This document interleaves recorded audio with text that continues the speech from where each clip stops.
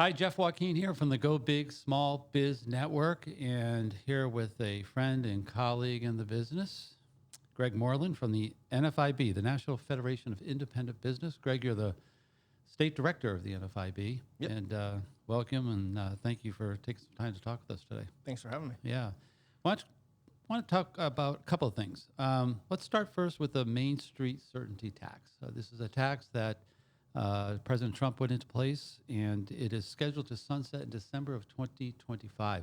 What does this mean to small businesses if this tax isn't extended and put into perpetual motion? Yeah, Jeff, thanks for having me. I think, small businesses are going to be faced with a tax increase, unfortunately, if the federal government doesn't act and the Congress come back to session next session and make sure that they make this 20% tax deduction permanent for small businesses. Like you said, it expires at the end of 2025. And what that's going to mean for folks is that, the revenue that they were making, that they were able to deduct from their tax returns on an annual basis since the Tax Cut and Jobs Act went into effect, they're not going to be able to do any longer, right? And so they're really going to be strapped for cash. And I think this is leading to a lot of uncertainty, a lot of pessimistic views about future economic conditions when it comes to small businesses. Because, if you could tell me what Congress is going to do over the next year, I think you could make a lot of money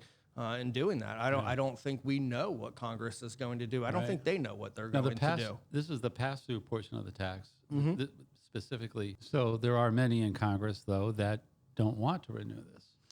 Yes.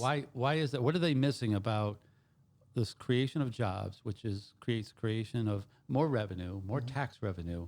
It's actually a positive cycle of generating tax revenue for our federal government versus what they're looking at. Oftentimes, legislation is not dynamically scored, and what I mean by that is they never take into account what the effect of the tax deduction is going to have. They simply look at it on dollars and cents, right? It's very simple for them. They see lost revenue because less tax money is taken in.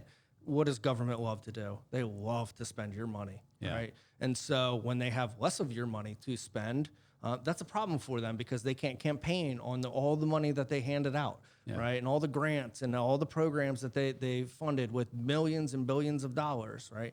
And so I think what we've seen from it's not the big corporations that have benefited the most from all these tax cuts and breaks.